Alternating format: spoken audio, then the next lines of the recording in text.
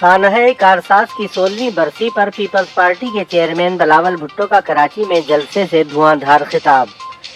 ان کی تقریر ملک بھر میں 50 سے زائد شہروں میں ویڈیو لنک کے ذریعے سنی گئی۔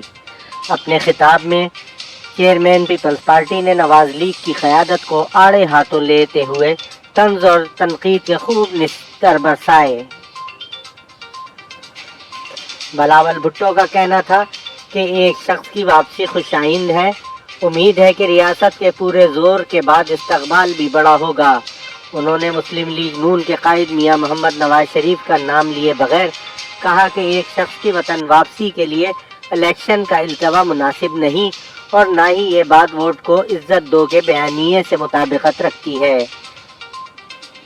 بلاول بھٹو زرداری نے کہا کہ پکڑ دھکڑ، تقسیم، نفرت کی سیاست ختم کرنا ہوگی۔ جانتا ہوں کہ ملک کے نوجوان کیا سوچ رہے ہیں۔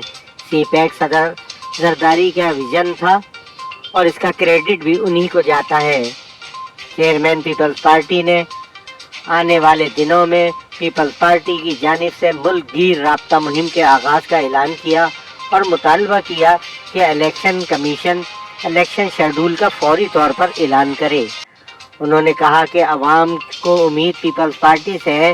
سلیکشن کی سیاست نے جمہوریت کا جنازہ نکال دیا۔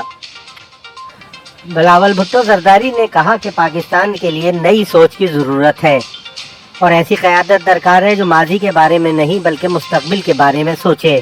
جنہوں نے آئین توڑا، قومی سلامتی اور اداروں پر حملہ کیا، ان کو سزا ضرور ملنی چاہیے۔ انہوں نے کہا کہ الیکشن میں تاخیر ووٹ کو عزت دو نہیں ہے۔ 16 ماہ کی حکومت نے ثابت کر دیا کہ ملک لندن سے نہیں چلایا جا سکتا۔